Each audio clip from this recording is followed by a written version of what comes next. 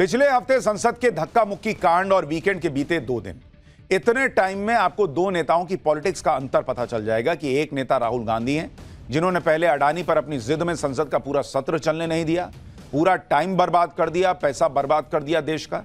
फिर अंबेडकर के अपमान का मुद्दा बनाकर ऐसा माहौल बनाया कि संसद में पहली बार सांसदों के सिर फूट गए। लेकिन इसके बाद आराम से राहुल गांधी वीकेंड पे छोले भटूरे खा रहे थे, फैमिली के साथ छोले भटूरे एंजॉय कर रहे थे। राहुल गांधी परिवार के साथ लंच कर रहे हैं जैसे कुछ हुआ ही ना हो।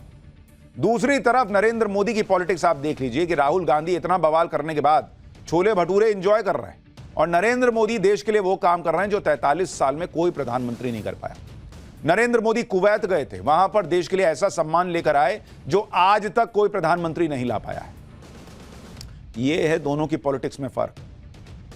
एक के हाथ में छोला भटूरा ही है, दूसरे के हाथ में अवार्ड ही अवार्ड है।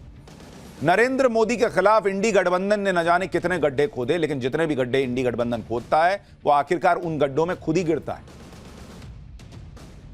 तो इसलिए कोई नई चीज नहीं है। जैसे आप देखिए कि अंबेडकर का नाम लेकर इतना नाटक किया, सोचा था कि नरेंद्र मोदी को इससे घेर लेंगे, लेकिन एक तो इस नाटक के चक्कर में खुद कांग्रेस एक्सपोज हो गई, क्योंकि अंबेडकर का इतना अपमान कर रखा है कांग्रेस ने, वो हिस्ट्री खोल दी हमने। उधर राहुल गांधी के जेल जाने की नौबत आ गई, यानी लेने के देने पड़ गए कांग्रेस को। इसी तरह से संभल के मामले में इन्होंने खूब माहौल बनाया कि मोदी योगी एंटी मुस्लिम है, लेकिन योगी रोज इनकी धुलाई कर रहे हैं, संभल में नई नई चीजें निकल रहे हैं। ऊपर से नरेंद्र मोदी ने उस कुवैत जाकर इनके एजेंडे की धज्जियां उड़ा दी, जो कुवैत इस्लामिक राष्ट्र है, मुस्लिम देश है, लेकिन नरेंद्र मोदी के सम्मान में इस तरह से कुवैत बिछ गया कि एंटी मोदी एजेंडा चलाने वाले भी हैरान रह गए। विपक्ष ने संभल का नाम लेकर पीएम मोदी और सीएम योगी के खिलाफ एंटी मुस्लिम वाला नैरेटिव चलाया। उधर मुस्लिम देश कुवैत ने पीएम मोदी को सबसे बड़ा सम्मान देकर इस नैरेटिव को ही ध्वस्त कर दिया। इंडी गठबंधन ने पीएम मोदी के खिलाफ एंटी दलित, एंटी ओबीसी होने का नैरेटिव चलाया। आज पीएम मोदी ने ऐसे फैक्ट सामने रखे कि यह नैरेटिव भी पानी पानी हो गया। इंडी गठबंधन ने पीएम मोदी के खिलाफ युवाओं को नौकरी न देने का नैरेटिव चलाया। पीएम मोदी ने आज उस नैरेटिव के भी सारे पेच ढीले कर दिए। इसी तरह इंडी गठबंधन ने सीएम योगी के खिलाफ भी फर्जी एनकाउंटर वाला नैरेटिव चलाया, लेकिन आज यूपी में ऐसा एनकाउंटर हुआ कि इस नैरेटिव में इंडी गठबंधन खुद फंस गया। पीएम मोदी और सीएम योगी के खिलाफ ये सारे नैरेटिव कैसे एक एक करके खुद ढेर हो गए, पाठशाला में आज इसका चैप्टर सबसे पहले खोल रहा हूं।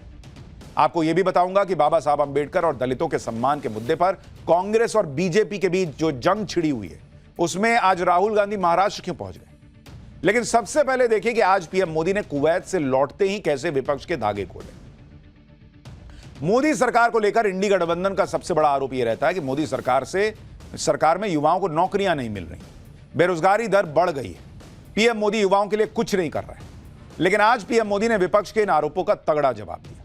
पीएम मोदी ने कहा कि उनकी सरकार ने पिछले 1.5 साल में 10 लाख पक्की सरकारी नौकरियां दी हैं, और यह सिर्फ नौकरियां देने की बात नहीं है, बल्कि मोदी सरकार ने रिकॉर्ड नौकरियां दी हैं जो पहले किसी सरकार ने इस तरह से नहीं दी, यह भी उन्होंने दावा किया। एक बार पीएम मोदी को सुनिए, फिर आपको बताऊंगा कि विपक्ष, पीएम मोदी के खिलाफ विपक्ष जो दलित विरोधी, ओबीसी विरोधी होने का आरोप लगा रहा है, वो आरोप भी कैसे आज गलत साबित हुआ। बीते 1.5 साल में लगभग 10 लाख युवाओं को हमारी सरकार ने पक्की सरकारी नौकरी दी है। ये अपने आप में बहुत बड़ा रिकॉर्ड है। पहले की किसी भी सरकार के समय इस तरह मिशन मोड में युवाओं को भारत सरकार में पक्की नौकरी नहीं मिली है। लेकिन आज देश में न केवल लाखों युवाओं को सरकारी नौकरियां मिल रही हैं, बल्कि ये नौकरियां पूरी ईमानदारी और पारदर्शिता के साथ दी जा रही है। पारदर्शी तरीके से 1.5 साल में 10 लाख पक्की सरकारी नौकरी दे देना कोई मामूली बात नहीं। इसकी शुरुआत पीएम मोदी ने अक्टूबर 2022 में पहले रोजगार मेले से की थी। कुवैत से लौटते ही आज सुबह पीएम मोदी ने एक ऐसे ही रोजगार मेले को संबोधित किया। इस रोजगार मेले में देश की अलग अलग 45 जगहों से 71,000 लोगों को सरकारी नौकरी के नियुक्ति पत्र बांटे। अब इसमें बड़ी चीज यह भी है कि जो 71,000 नौकरियां आज दी गई उसमें से 29%, 29% से ज्यादा कैंडिडेट ओबीसी वर्ग से हैं।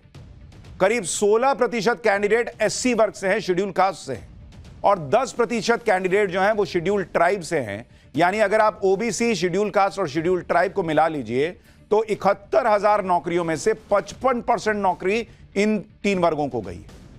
केंद्रीय मंत्री जितेंद्र सिंह ने बताया कि यूपीए सरकार के 10 सालों की तुलना में मोदी सरकार में ओबीसी वर्ग की रिक्रूटमेंट 27% बढ़ गई है बॉस। यानी विपक्ष जो पीएम मोदी के लिए दलित विरोधी और पिछड़ा विरोधी होने के कैंपेन चला रहा है, उस पर इन आंकड़ों ने पानी फेर दिया।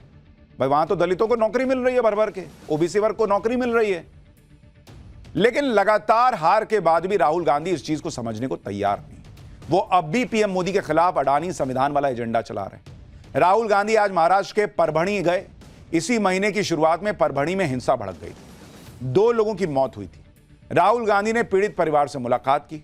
परभणी में संविधान के अपमान को लेकर 10 दिसंबर को यह हिंसा हुई थी, लेकिन राहुल गांधी को आज परभणी जाने की याद आई। 10 तारीख को घटना हुई, आज गए, वो भी ऐसे वक्त में जब संविधान निर्माता बाबा साहब अंबेडकर के इतिहास को लेकर कांग्रेस घिरी हुई है, जब ये किस्से वायरल हो रहे हैं कि कैसे नेहरू राज में बाबा साहब अंबेडकर को अपमानित किया गया। राहुल गांधी आज परभणी में सूर्यवंशी के परिवार से मिले। सूर्यवंशी उन 50 लोगों में था जिसे हिंसा के बाद गिरफ्तार किया गया था। सूर्यवंशी को परभणी की जिला जेल में रखा गया था। 15 दिसंबर को सरकारी अस्पताल में सूर्यवंशी की मौत हो गई थी। अब राहुल गांधी ने परभणी पहुंचकर आरोप लगाया कि सूर्यवंशी की पुलिस हिरासत में हत्या कर दी गई क्योंकि वो दलित था, क्योंकि वो संविधान की रक्षा कर रहा था। एक बार राहुल गांधी को सुनिए, फिर आपको बताऊंगा कि इन आरोपों पर महाराष्ट्र के मुख्यमंत्री देवेंद्र फडणवीस ने राहुल गांधी को क्या जवाब दिया है। ये 100%, 99% नहीं, ये 100% कस्टोडियल डेथ है। पुलिस ने इनकी हत्या की है और चीफ मिनिस्टर ने असेंबली में पुलिस वालों को मैसेज देने के लिए झूठ बोला है। मुझे बोलने दीजिए आप। हाँ जी, ठीक है। इसको, इस युवा को इसलिए मारा गया है क्योंकि वो दलित है और वो कॉन्स्टिट्यूशन की रक्षा कर रहा था। आरएसएस की विचारधारा कॉन्स्टिट्यूशन को खत्म करने की विचारधारा है। हम चाहते हैं कि एकदम ये मैटर रिजॉल्व किया जाए और जिन लोगों ने ये किया है उनको सजा मिले। राहुल गांधी कुछ आरोप तो लगाते नहीं है ना, वो तो फैसला सुनाते हैं। दलित था इसलिए मार दिया है, इसलिए सजा हो जानी चाहिए। राहुल गांधी के आरोपों के जवाब में हालांकि महाराष्ट्र के मुख्यमंत्री देवेंद्र फडणवीस ने जवाब दिया। उन्होंने कहा कि राहुल गांधी यहां केवल राजनीतिक उद्देश्यों के लिए आए हैं, जाति के आधार पर लोगों के बीच नफरत पैदा करने की कोशिश कर रहे हैं। राहुल गांधी पिछले कई सालों से यही काम कर रहे हैं। महाराष्ट्र सरकार संवेदनशील है, हमने पूरे मामले की न्यायिक जांच के आदेश दे दिए। सीएम फडणवीस ने भी भरोसा दिया कि अगर यह साबित हुआ कि पुलिस की प्रताड़ना की वजह से किसी की मौत हुई है तो वो सख्त एक्शन लेंगे, किसी को भी छोड़ा नहीं जाएगा। इससे पहले फडणवीस ने विधानसभा में बताया था कि सूर्यवंशी ने मजिस्ट्रेट को खुद बताया था कि उसे टॉर्चर नहीं किया गया है। फडणवीस ने कहा था कि ऐसे वीडियो सबूत भी मौजूद नहीं जो अत्याचार को प्रमाणित करते हो। उधर दलित वोटों की खींचतान में मायावती ने भी राहुल गांधी को लपेट दिया।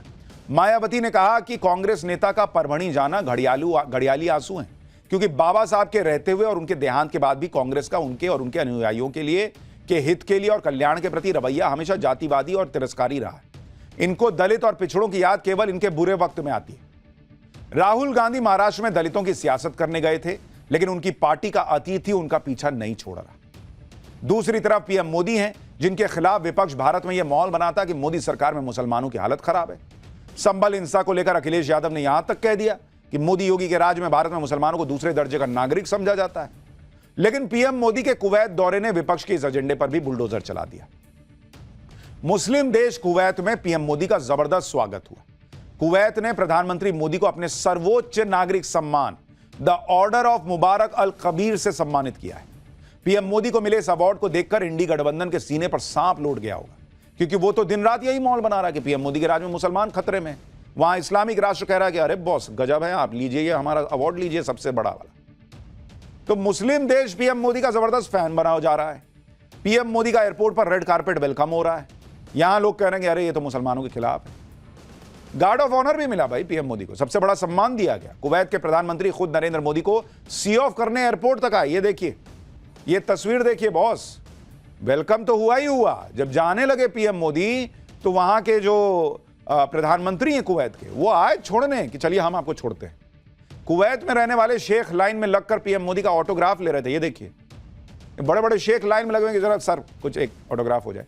कुवैत में बसे भारतीय, जिसमें मुस्लिम समुदाय की अच्छी खासी संख्या है, उन्होंने पीएम मोदी का जबरदस्त स्वागत किया भाई वहां पर। दोनों देशों के रिश्तों को मजबूत करने के लिए कुवैत में पीएम मोदी को सर्वोच्च सम्मान दिया गया। कुवैत में यह सर्वोच्च सम्मान 1974 से दिया जा रहा है। अब तक यह अवार्ड जिन ग्लोबल लीडर्स को दिया गया उसमें अमेरिका के पूर्व राष्ट्रपति रहे बिल क्लिंटन और जॉर्ज बुश शामिल हैं। कुवैत का यह सम्मान राष्ट्रीय अध्यक्षों के अलावा विदेशी शाही परिवारों के सदस्यों को दिया जाता है। प्रिंस चार्ल्स को भी इससे सम्मानित किया गया था। पिछले 43 साल में कुवैत जाने वाले पीएम मोदी पहले भारतीय प्रधानमंत्री हैं। कुवैत में पीएम मोदी ने भारतीय समुदाय को संबोधित भी किया, तो यही कहा कि कुवैत जाने में 4 घंटे लगते हैं, लेकिन भारत के प्रधानमंत्रियों को 4 दशक लग गए वहां जाने में। एक बार पीएम मोदी को सुनिए, फिर आपको उन मुस्लिम देशों की लिस्ट बताऊंगा जो पीएम मोदी के जबरा फैन बने बैठे हैं। 43 इयर्स के बाद भारत का कोई प्रधानमंत्री कुवैत आया है। आपको हिंदुस्तान से यहां आना है तो 4 घंटे लगते हैं, प्रधानमंत्री को 4 दशक लग गए। भारत और कुवैत का रिश्ता सभ्यताओं का है, सागर का है, स्नेह का है, व्यापार कारोबार का है। भारत और कुवैत अरब सागर के 2 किनारों पर बसे। हमें सिर्फ डिप्लोमेसी ने ही नहीं बल्कि दिलों ने आपस में जोड़ा है। आप ये भी देखिए कि देश में इंडी गठबंधन सुबह शाम पीएम मोदी को कोसने में लगा रहता है, हर छोटी से छोटी चीज का विरोध करता है। इस देश के मुसलमानों को भी देखना चाहिए भाई कि आपके दिमाग में यह भरा जाता है कि यह आदमी जो है ना आपको खत्म कर देगा। खत्म ही करना होता तो अब तक 2002 में मुख्यमंत्री रहे गुजरात के, कितने मुसलमान खत्म हुए? 10 साल तो पीएम रहते हुए हो गया, कितने मुसलमान खत्म हो गए? अभी तो ये खोलना पड़ेगा ना, देखना पड़ेगा कि जो कहा जा रहा है वो हो रहा है कि नहीं हो रहा है। कौवा कान लेके गया, कौवे के पीछे दौड़ने लगे, अभी तो कान चेक करेंगे। अगर इतने मुसलमान विरोधी हैं तो इतने सारे मुस्लिम देश क्यों अवार्ड दे रहे हैं? दुनिया में प्रधानमंत्री का ऐसा डंका बजता है कि इसी साल 6 देश पीएम मोदी को अपना सर्वोच्च सम्मान दे चुके हैं। पीएम मोदी ऐसे ग्लोबल लीडर बन गए हैं जिन्हें अब तक 20 देश सम्मानित कर चुके हैं, जिसमें ज्यादातर मुसलमान देश हैं।